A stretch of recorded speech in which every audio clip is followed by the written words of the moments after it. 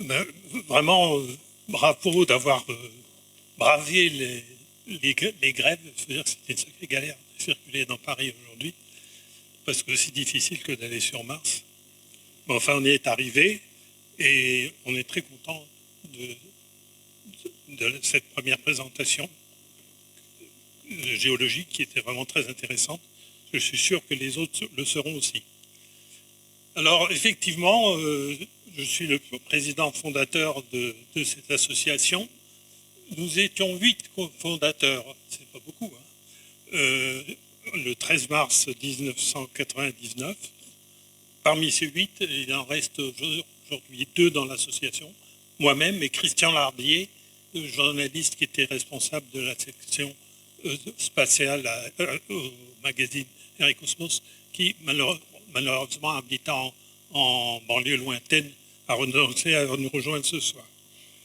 Alors, un petit rappel quand même sur nos statuts, pour que ce soit bien clair. Hein, pour promouvoir une exploration robotique et humaine de la planète Mars et la préparation du séjour de l'homme sur cette planète. Donc il y a vraiment les 2 volets qui nous intéressent.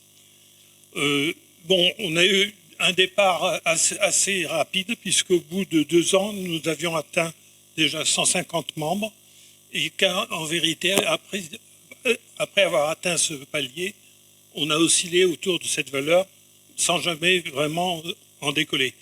Aujourd'hui, on a environ 190 inscrits, mais on va avoir une opération de renouvellement des cotisations à la fin de l'année qui, forcément, à chaque fois, donne un peu de déchet. Alors, nos efforts, en fait, portent sur 3 axes. Le principal, je dirais, c'est la communication. Aujourd'hui, c'est Aline qui en est chargée. Je crois qu'elle a plus d'un fer au feu. On voit que les réalisations sont très intéressantes. Il faut savoir que des conférences, on en a donné beaucoup dans le passé, je dirais plusieurs centaines, par un certain nombre de conférenciers de l'association. On a fait aussi beaucoup d'articles, des interviews avec les médias. On a créé un bulletin trimestriel, on en est au numéro 82 déjà.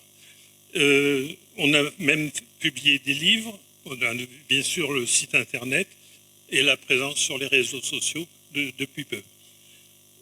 Ça, c'est le premier axe. Évidemment, c'est le cœur de notre mission, faire parler de Mars et de son exploration. Et un deuxième point qui est très important, c'est pour ça qu'on est d'ailleurs très heureux d'être ici à l'ESA, c'est le contact avec les acteurs et les décideurs. Ça se fait par le biais d'invitations à venir faire des conférences, des participations à congrès, une information sur nos projets, une argumentation plaidoirie pour les vols habités.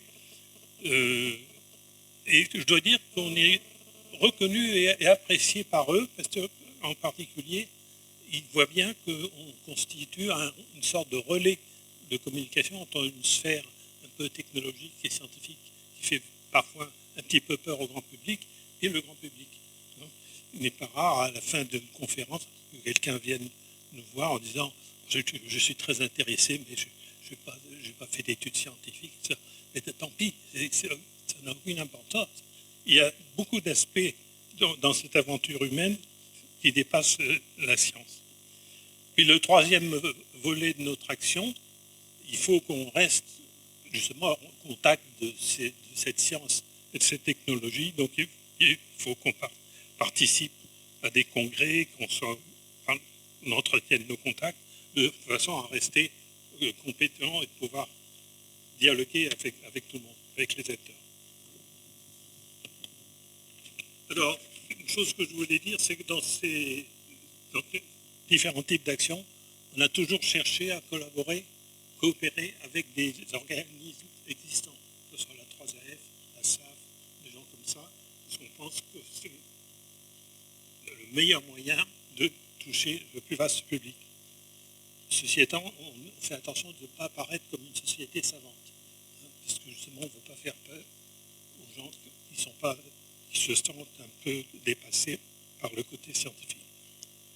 Bon, j'ai assumé la première présidence avec comme objectif essentiel de se faire connaître et d'éveiller l'intérêt.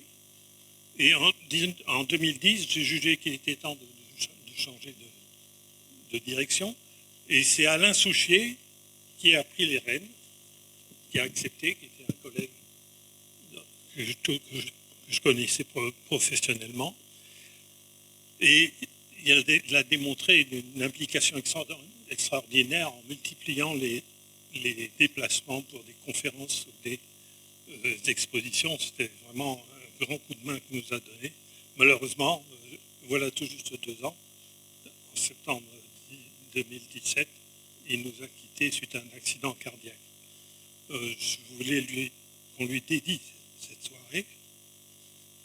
C'était vraiment un homme remarquable, apparemment infatigable. Il enchaînait les déplacements dans toute la France et en Europe pour des conférences ou installer, tenir des expositions. Et il alimentait aussi régulièrement notre site internet. En plus, c'était un des spécialistes européens d'espace les plus éminents, même si sa modestie ne l'incitait pas à se mettre en avant. Passionné, c'était un garçon qui ne s'emportait jamais. Leader convaincu, il respectait ses contradicteurs. Homme d'action, il diminuait le stress des situations difficiles, et Dieu sait s'il en a connu au cours du programme Ariane. Suite à cette disparition, Philippe Clermont, membre déjà ancien dans l'association, a manifesté de l'intérêt pour ce poste et il a été pressenti, puis élu comme président. Ça fait déjà près de 2 ans d'exercice. Je lui passe la parole.